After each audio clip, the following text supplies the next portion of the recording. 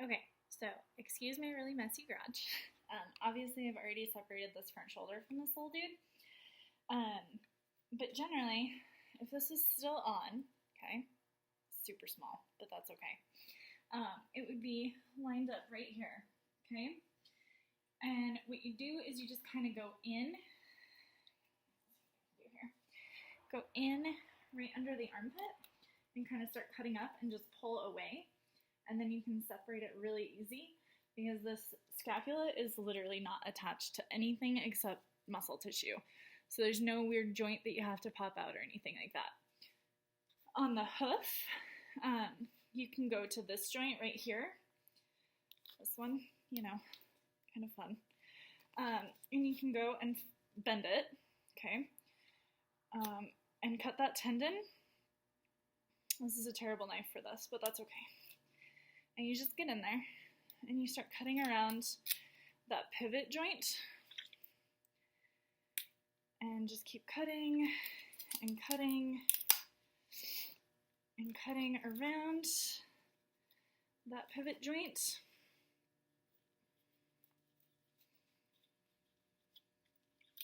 And once you have cut enough from that joint, let's see if we can do it. Yep, you just kind of twist it, and then you can look in there, and there's still some joints that are connected, or tendons, I guess, that are connected in there. So you just kind of go through.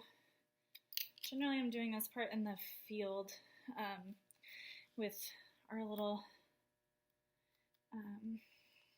replaceable blade knives, so they're a little easier to get in there, but that's okay. My husband packed this one out whole because he's silly. And there you go. So find the pivot joint, you twist it. I was hoping that was still recording. Okay. You twist it, and then you can kind of twist it crosswise until you hear a little pop, and cut the tendons inside, and you can separate that really easy. Okay, there's step one. Okay, so step two, I usually have 3 bowls. We use one for roast, one for chunks, which we use for chili or stew. I even like to just fry them up with garlic and onions and mushrooms, and then we don't have to cut anything. It's really handy with the girls.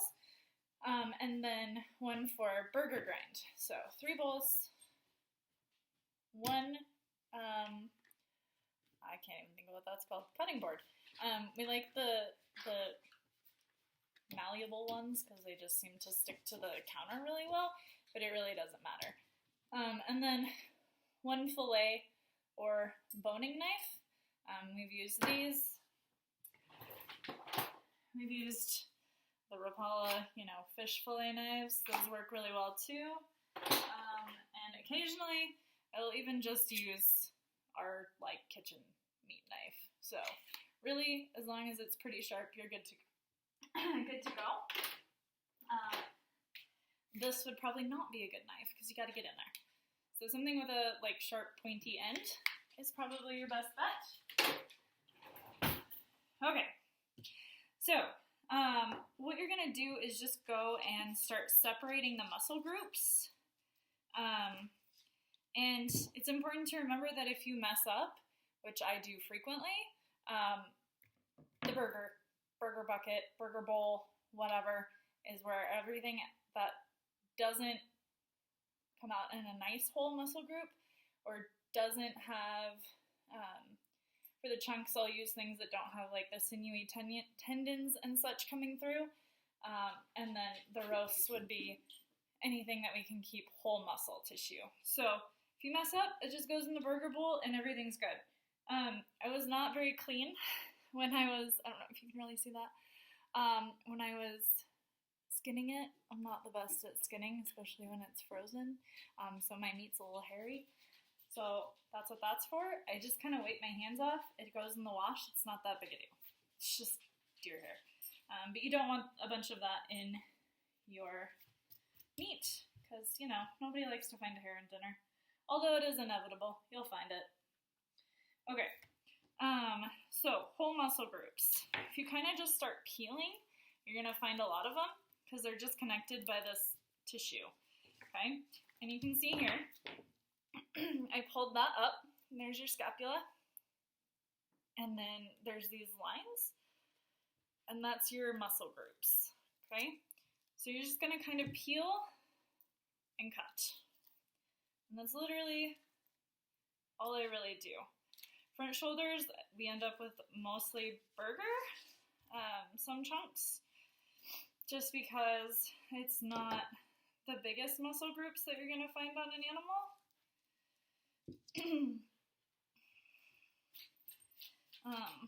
Also, if you haven't gotten the tenderloins out, that's probably a good place to start. We took ours out the first day because they tend to dry out, and those are like in the back, probably right about here on a deer.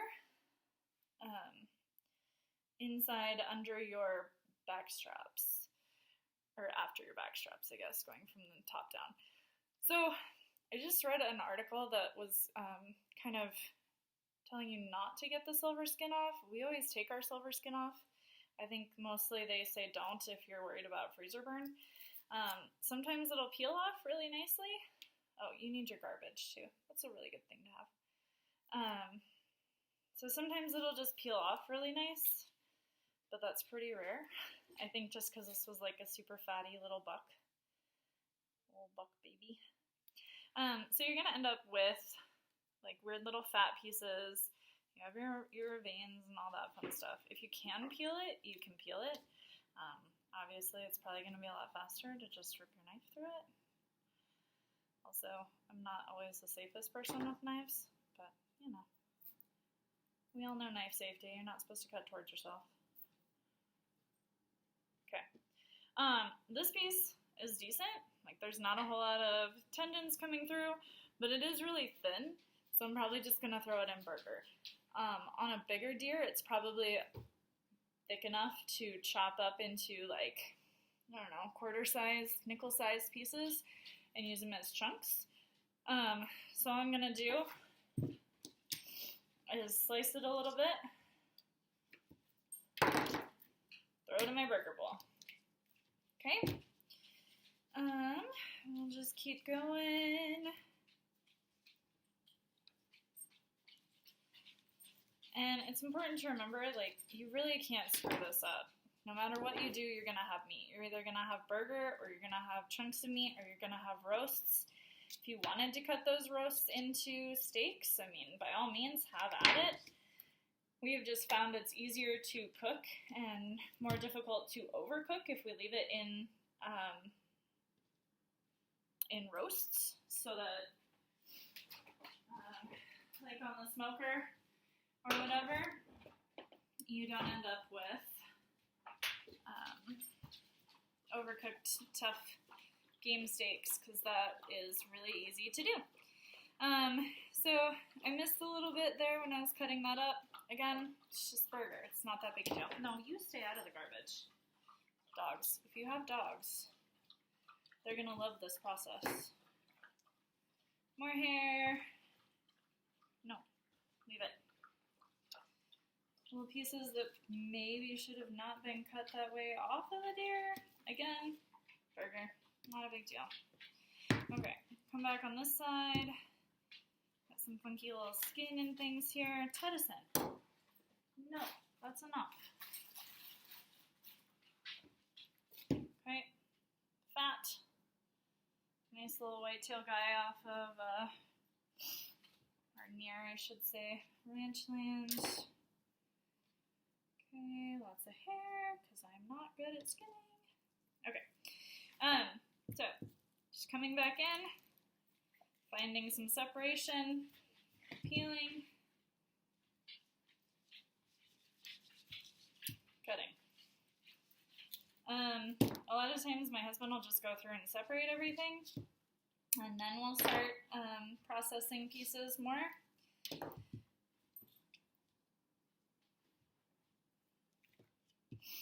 So, on the scapula, this one, I told you guys to watch for those white parts where it separates. That's actually a bone. I'll show you what it looks like when it's done. It's pretty cool looking. or when it's empty. But you can also go and just carve along the bone. That's why you wanted a pointy knife. They're just a little bit better on that. So, pointing away from us like good knife users. Okay, and then you're gonna hit another joint right there. Okay, so typically it's not gonna work because I don't know why. You have another bone right there. Okay, so you're gonna hit a bone here, a joint here, on that bone.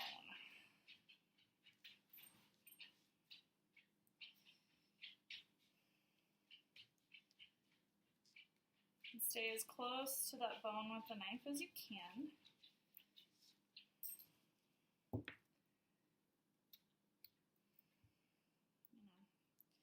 Not chopping fingers or anything like that, because that's not a good time. Okay. Get in there, cut all those weird little tendons.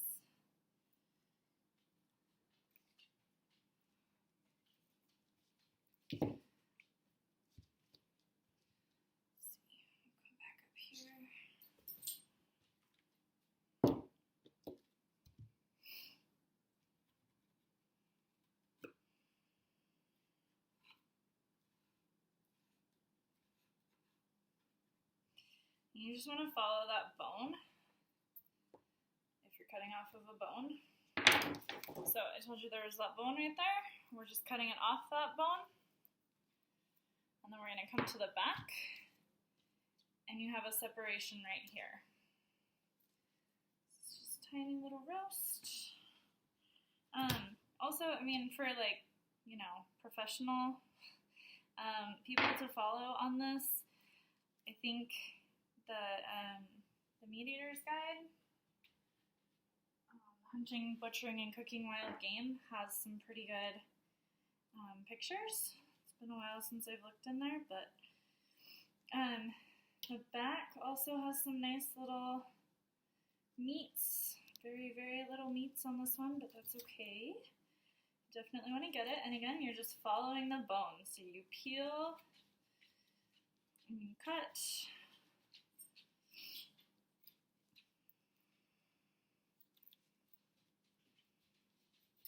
Okay. And we can flip it back over. And we can look at this cute little roast here. We can go farther down. So there's your joint. There's that bone right there. Actually missed a little meat there, but you can always go back and cut that off. And if you're getting your animal CWD tested, using your bones for bone broth is awesome. Teddy, you don't need that, I promise. More hair, just wipe it off. Let's see how much of this they can get off in one piece. So you're gonna go on the other side of that bone. And staying as close to it as possible. Again, just going to go up.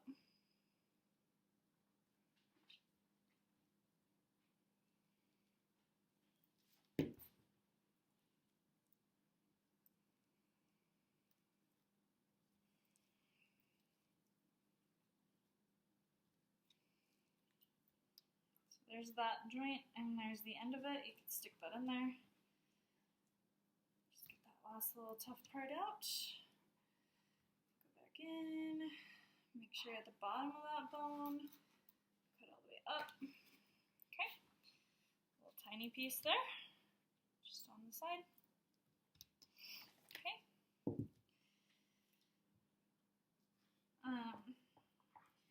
You have a counter big enough to do it. This is a pretty easy place to do it. I like to do it here. My husband prefers to do it over by the sink. And it's not a good angle. Let's see what I can do here.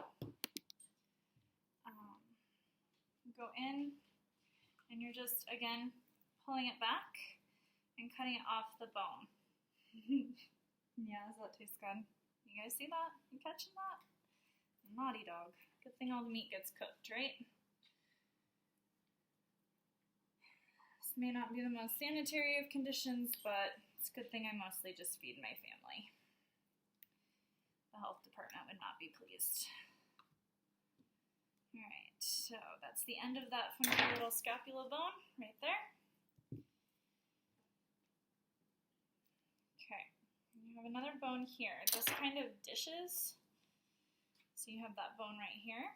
Okay. Again, just stay as close to it as you can.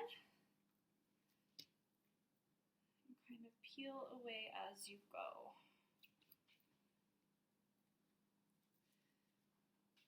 Sure, there are people out there who would be really upset at how I'm doing this, but as long as I don't waste a bunch of it, I'm not too concerned about the cuts of meat. You can pretty much work with everything. So I'm going to go ahead and chop this off. So on my dough that I got earlier this year, this was a bigger piece of meat. And there's not a whole lot of sinew or anything that runs through it, so I actually kept it as a roast, just a small one. You have this part in there, but for the most part you can either cut around it or just, if you're like putting it in a crock pot, it'll disintegrate pretty easily. Okay, so there's one clean bone. You could, if you wanted to, separate that just like we did with this lower joint, but there's really no need to do that if you don't want to. So just kind of keep cutting, peeling away.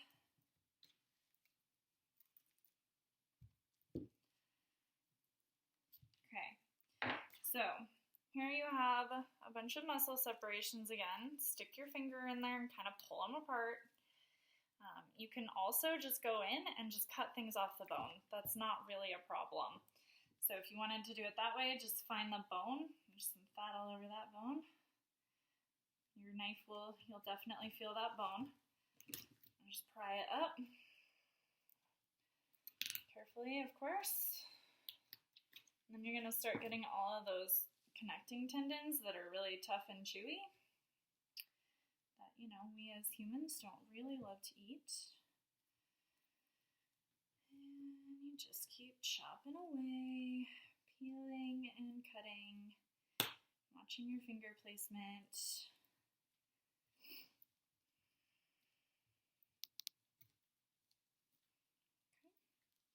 So, again, you have one tiny little muscle group here. Okay, just tiny little thing. But it has that stuff running through it. Really, really tough little tendon. And cutting those out is pointless, honestly. If you cut it small enough, it'll go through the grinder just fine, which is usually what we do because, holy smokes, trying to get all of that out is ridiculous. So always try and cut the fat off if you can. Fat is what is going to make your meat taste gross. We don't want that. Okay, more peeling and trimming. Okay, up, there's another bone right there. Just kind of follow it. If you're not caught up on Artemis podcasts, this is a really good time to catch up on them, I have found. Hunting season is a nice time to catch up on your podcasts or audiobooks, really anything. It's pretty cool. Good time. Once the kids are asleep.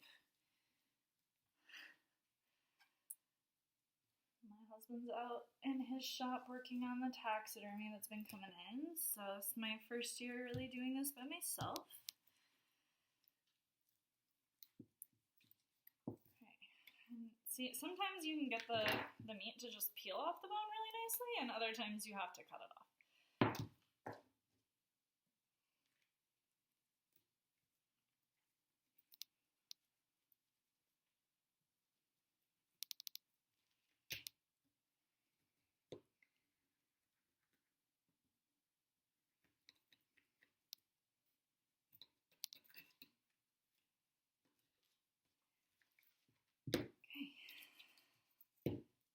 Add that to the pile for now.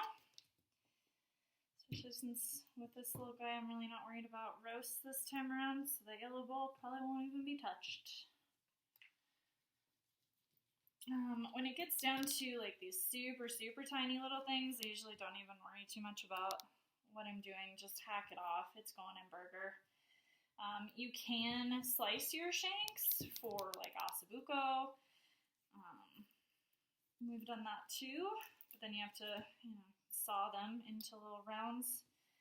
My dad likes to keep them just whole and together, and he'll just throw them in the crock pot, which works sometimes, and other times that tendon just doesn't break down. So really personal preference there. Honestly, we use burger more than making recipes like ossobuco for our family. It's just easier for us. But if you really like ossobuco, this is where you would do it.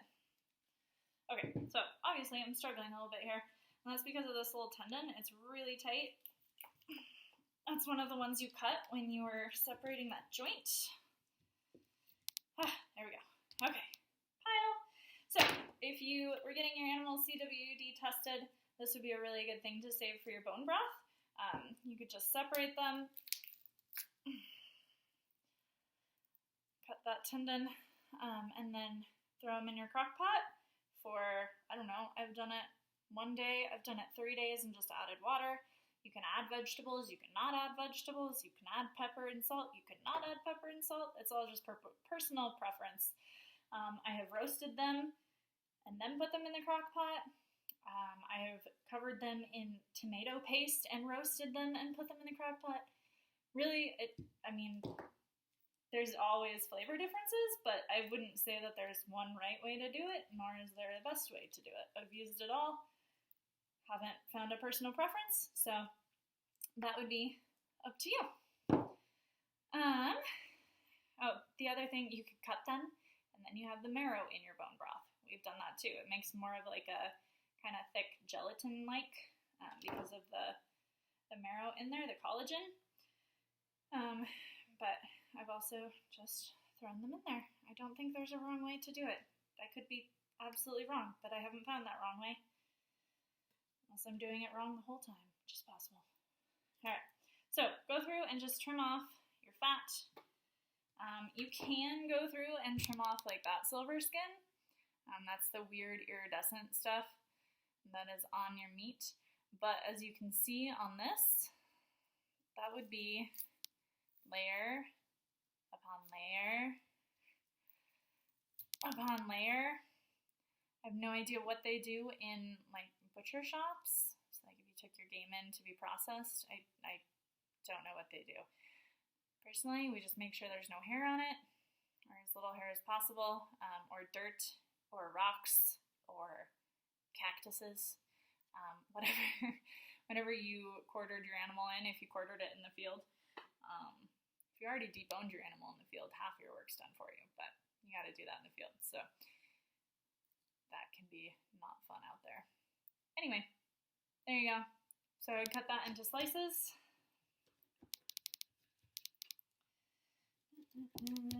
And depending on the size of your grinder, you kind of have to just start judging how big your pieces need to be. But they don't need to be like dime-sized pieces. Your grinder will be able to handle bigger chunks. And if it gets choked up, you just pull it out and you can chop it up while you're grinding too. What we typically do is we'll put our grind in some 5-gallon bags and then do it all at once because we're crazy. A lot of chefs recommend you do it right before you're going to cook the actual meal. So if I were making spaghetti tonight with meat sauce, as an example, I might grind it right before. But having 3 children, that's just not necessarily feasible all the time. So right here, you have fat. You can either try peeling that off, or if it doesn't want to peel off, like this one doesn't want to peel off, just cut it off. Maybe. I don't want to do that either. Probably because my knife's a little too dull. 3 animals in today, so. Okay. Cutting burger. This one you might be able to get. I might be able to get. If your animal's an adult, you're probably going to get more. You might be able to get some good chunks off of if you're going that route. If you're not going to do that, then maybe just grind it. If you have a big enough animal, you might be able to get some roasts off of it. Like on an elk, you're going to get way more roasts than on a deer or an antelope. And there's a lot of like weird stuff in here, right? Like fat and silver skin. And I have no idea what this stuff is, but it can get really sticky and like kind of boogery. I don't know what it is. Do you know what it is? I don't know. Lots of little hairs. So again, just wipe it off. We end up with so much animal hair it gets on the floor. We have dogs. There's 4 girls in the house. There's hair everywhere. It's fine. But you don't want it on your meat. So double check. Get as much of it off as you can. Doing good. Okay. So right here you can see that we do have those white lines from those tendons. And you can see if you wanted to separate it out for whatever reason, you could. You just keep following that tendon, and then you could cut that tendon off. I think what I'm going to do is I'm going to cut through that tendon. Chop this one up for some burger. Again, you want to get as much of that fat off as you can. In cattle, we call it, marbling, and it's wonderful and delicious. And that's what gives your beef its flavor. You don't typically want that flavor in your deer, though. Okay, and you're just going to keep rolling and cutting. See, so on a bigger animal, this I would probably keep for chunks because there's no sinew or tendon running through it. And it would be really nice, and it would fall apart quite well in a stew or a chili. Because it's so small, I'm just going to toss it in there. We'll probably have more chunks and roast when we get to the hindquarters. Cut that off. You just kind of slip your knife in there and go for it. And you might end up with some right here, which you can, a minute here, flip it over and just kind of slide your knife along it, and that saves that a lot because your knife, for the most part, won't cut through that silver skin, but it'll cut through the meat. So it'll kind of peel it off just like we did with the bone. If you really, really, really, really, really want to make sure you're not wasting any tiny little scrap of meat, you can scrape it off of there too. It won't add up to much, but if you really wanted to make sure you've got everything possible, there you have it. When we get down here and there's like just a little sinew or whatever that is running through there, and more here, chop it off, throw it in, and garbage. Ta-da! All right. Okay. Let's see how this looks. Just gonna cut some slices and see what it looks like. Okay. There's some sinew in there. If it's super thin, I don't worry about it too much. It'll disintegrate. Usually we use tomatoes in cooking. I think that acid helps break it down. And we'll just slice them into about bite-sized pieces. Bite-sized for us, and maybe not the toddler. Usually end up cutting those a little bit smaller, but after cooking. Could cut them smaller if you wanted to right away, but at that point you're almost just grinding it. So if you've got really, really little ones in the house, you're probably going to use more burger than chunks. We've got 5-year-olds almost, so more hair. Okay. Also heard, that like our mouths are being deformed because we don't have enough, chewy food. So chewy food for kids, maybe that's a good thing. I don't know. So we have all this silver skin here. You could cut it off if you wanted to, or you could just chop it up, throw it in your grind. I'm going to take that route just for simplicity. Okay. And same here. Just to play devil's advocate, I suppose. Show you both sides. We'll peel that one off. Okay, you just kind of get under it with your knife and cut as close as you can to that edge. And honestly, it's really not that thick, so I'm just going to throw it in the grind instead of trying to get every last scrap. And more bite-sized pieces. Alright. Into our chunks. Okay. These are really, really small and tedious. Sometimes that tendon can be really tough. My knife probably isn't as sharp as it should be. Grind. Okay. This is the little piece that I said could probably be a decent sized roast on a good sized animal. So an elk, it would be a good roast. Like I said, you do have that weird little piece in there, but if you wanted to throw it in the crock pot, it's probably going to disintegrate pretty easily for you. Ugh. Theoretically. Okay. Again, you need a sharper knife. That's okay. Okay. Probably just going to turn that. Cut that little chunk off. Grind it. Okay. Let's see what we can do with this. Maybe we can get a few more chunks out. Or maybe not.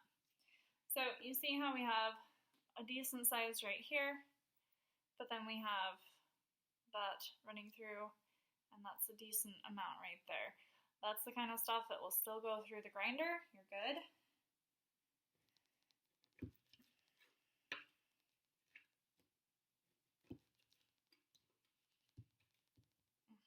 Okay. So I'll just toss it in the grind this time. Get that fat off. You do not want that in your meat. Chop that off. More grind. I think we're going to end up with mostly grind from this little dude's shoulder.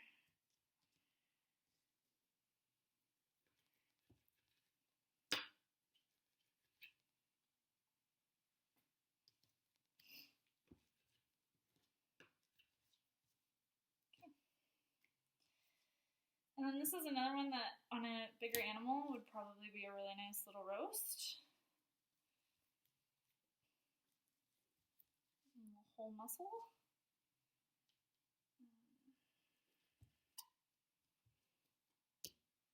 Get your little blobs of fat off.